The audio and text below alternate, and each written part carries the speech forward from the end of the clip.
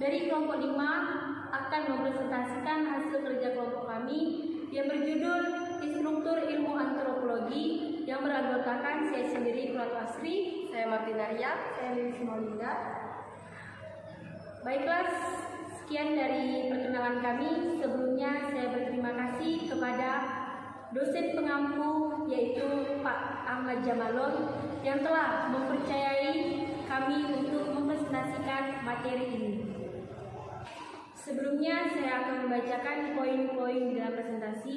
Yang pertama yaitu pengenalan diri, yang kedua pembacaan materi, dan yang ketiga penutupan. Baiklah, saya Martinaria. Di sini saya akan membacakan poin A, yaitu konsep-konsep antropologi. Antropologi merupakan suatu cabang ilmu sosial yang membahas mengenai budaya masyarakat suatu etnis. Antropologi muncul karena adanya ketertarikan dari orang Eropa yang melihat budaya, ciri-ciri fisik, dan adat istiadat yang berbeda. Kata antropologi berasal dari dua kata bahasa Yunani, yaitu anthropos yang berarti manusia dan logos yang berarti ilmu. Secara harfiah, antropologi dapat didefinisikan sebagai suatu keilmuan yang mempelajari manusia dari segi keanekaragaman fisik serta kebudayaannya. Objek dari antropologi adalah manusia, kebudayaan serta perilakunya. Objek antropologi dengan kata lain menyangkut semua manusia dimanapun dan kapanpun. Tujuan dari antropologi adalah untuk membangun masyarakat dengan mempelajari perilaku, bagaimana manusia dapat bermasyarakat dalam suku bangsa dan budaya manusia. Antropologi memadukan secara integratif tujuan biologi dan sosio-budaya dalam kehidupan. Pengertian antropologi menurut para ahli. Yang pertama yaitu Ralph dan Hari. Antropologi sebagai ilmu yang mempelajari manusia dan semua yang dikerjakan oleh manusia. Yang kedua yaitu David Hunter. Antropologi sebagai keilmuan yang lahir dari keingintahuan mengenai manusia yang tidak terbatas. Yang ketiga yaitu Zerkun Doda. Antropologi sebagai suatu studi ilmu yang mempelajari tentang manusia. Yang keempat, William A. Villen. Antropologi sebagai studi mengenai manusia, di mana antropologi berusaha menyusun generalisasi tentang manusia dari perilakunya untuk mendapatkan pengetahuan keanekaragaman manusia itu sendiri. Yang keenam, maksud saya, Cohen Jaranila. Antropologi merupakan suatu studi mengenai umat manusia dengan mempelajari berbagai bentuk fisik, warna, dan budaya yang dihasilkan masyarakat. Di dalam konsep-konsep antropologi terdapat beberapa fase. Fase yang pertama. Fase pertama dimulai sejak kemunculan studi antropologi, yaitu abad ke-15 hingga abad ke-18. Pada akhir ke-15, orang Eropa mulai menjelajah dan mendatangi suku-suku bangsa di benua lain. Benua yang dikunjungi adalah Afrika, Amerika, dan Asia. Fase yang kedua, pada pertengahan abad ke-19, antropologi mempelajari masyarakat dan kebudayaan primitif. Hal ini dimaksud untuk mendapatkan informasi mengenai tingkatan kuno dalam sejarah evolusi dan sejarah penyebaran kebudayaan manusia. Yang fase ketiga adalah masa di mana antropologi mempelajari masyarakat dan kebudayaan suku bangsa di luar Eropa untuk kepentingan pemerintahan kolonial. Fase keempat ditandai dengan terjadinya dua perubahan penting, yaitu makin hilangnya bangsa-bangsa primitif dan timbulnya sikap antipati terhadap kolonialisme. Sekian dari saya, akan dilanjutkan partner saya. Terima kasih kepada rekan kelompok saya yang telah menyampaikan poin sebelumnya. Baiklah, saya Pratu Asri akan melanjutkan poin selanjutnya, yaitu bagian B, generalisasi antropologi. Yang pertama, kebudayaan. Dalam mengapresiasi budaya bangsa, setiap budaya di samping memiliki kelemahan-kelemahan, budaya itu juga memiliki keunggulan-keunggulan. Oleh karena itu, tidak akan Evaluasi tidak terbatas pada bidang biologi saja, melainkan meluas pada bidang sosial dan kebudayaan. Dalam bidang sosial, kita mengenal evaluasi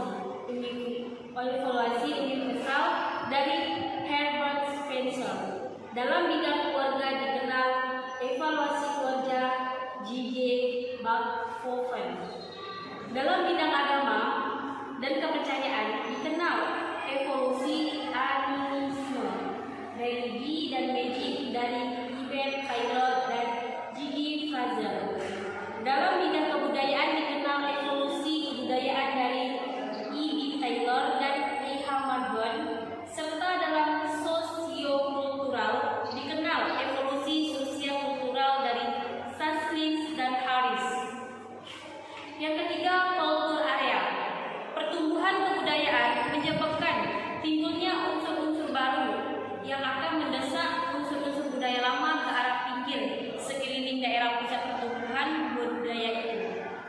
Yang keempat, enkulturasi. Pada hakikatnya, proses enkulturasi seseorang terhadap budaya orang lain itu diperlukan guna mengembangkan sikap toleransi dan harga menghargai kebudayaan yang beragam dalam suatu pendidikan multikultur maupun pendidikan global. Yang kelima, difusi.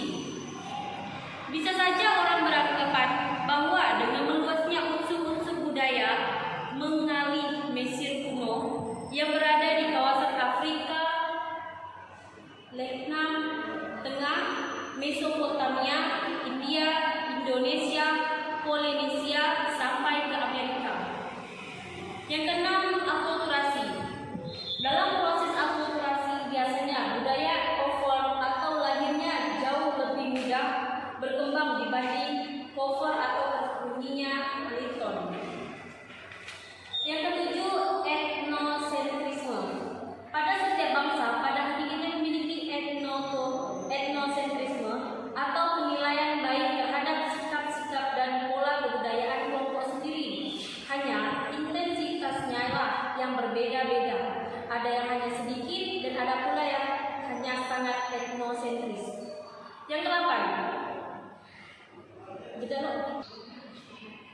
Yang kedelapan, tradisi. Bagi pendukung antropologi aliran fungsionalisme, maka tradisi itu pada hakikatnya adalah aktivitas kebudayaan yang bermaksud untuk memuaskan suatu rangkaian dari sejumlah kebutuhan naluri manusia yang berhubungan dengan seluruh kehidupannya. Yang kesembilan, ras dan etnik. Ras merupakan suatu konsep biologi yang valid. Ia tidak sekedar menggambarkan morfologinya, yakni struktur fisik yang bisa diamati, melainkan juga komposisi genetik sub-sub bagian sepsis, yaitu seperti gen untuk golongan darah dan untuk protein-protein spesifik. Yang ke-10, stereotip. Berkembangnya prasangka dan stereotip antara etnik dan terjadinya di Indonesia merupakan salah satu faktor penyebab hambatan dalam mewujudkan multikulturalisme bangsa Indonesia yang pada gilirannya akan memperlemah rasa persatuan dan kesatuan bangsa Indonesia. Yang ke-11, kekerabatan. Ikatan ibu dan anak bisa diamati, dinilai dan secara universal, tetapi peran ayah maupun ibu dalam masyarakat tradisional sangatlah bervariasi. Oleh karena itu, sistem kekerabatan pada masyarakat tradisional tidak bisa digeneralisir secara universal. Yang ke-12, magic. Magic memang kejam, jahat, dan mudah disalahgunakan oleh pihak-pihak berkepentingan. Tetapi berkembang magis yang pernah mengalami masa-masa jayanya pada masa kehidupan primitif pada setiap masyarakat tidak bisa dipandang sebagai masa lampau yang hitam dan penghalang segi-segi keagamaan. Yang ke-13, tebu.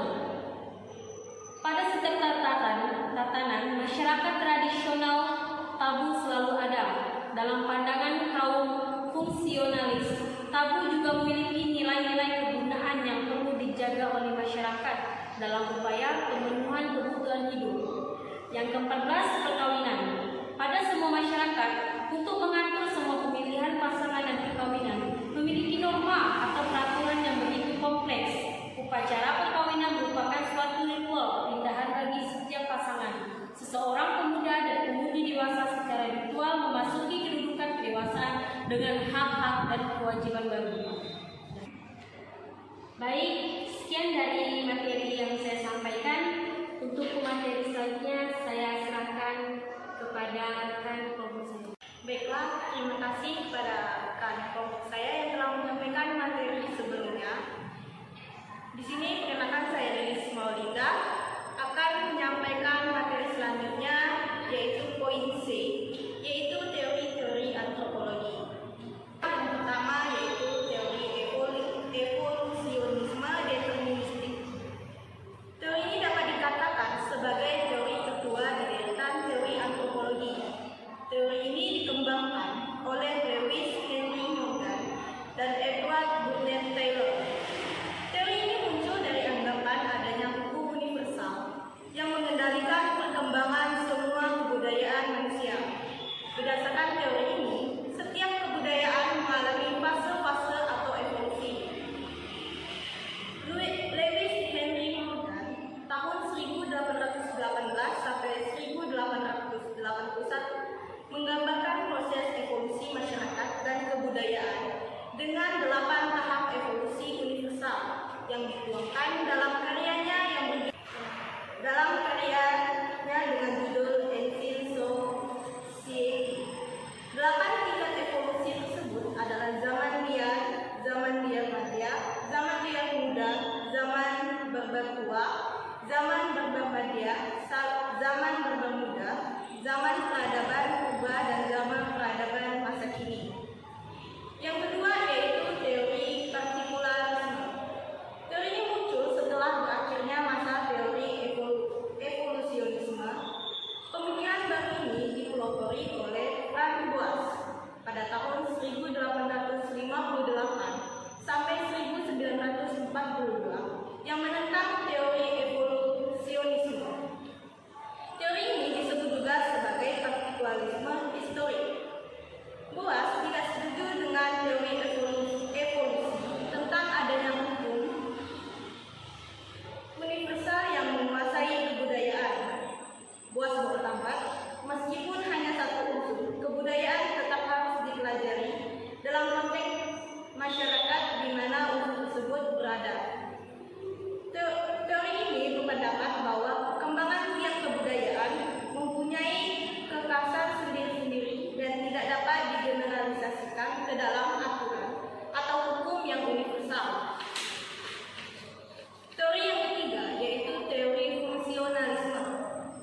Teori ini dikembangkan oleh Bronislaw Malinowski pada tahun 1884 sampai 1942. Teori ini beranggapan bahwa semua unsur kebudayaan adalah bagian-bagian yang berguna bagi masyarakat di mana unsur-unsur tersebut berada. Pandangan fungsionalis menekankan bahwa setiap pola perilaku, kepercayaan, dan sikap yang menjadi bagian dari kebudayaan suatu masyarakat memiliki peran mendasar di dalam kebudayaan yang bersangkutan. Sekian materi yang telah saya sampaikan. Saya ucapkan terima kasih. Sekian presentasi dari kelompok kami. Jika ada salah kata dan kurang berkenan di hati, kami mohon maaf. Kami mohon undur diri. Wassalamualaikum warahmatullahi wabarakatuh. Selamat sore.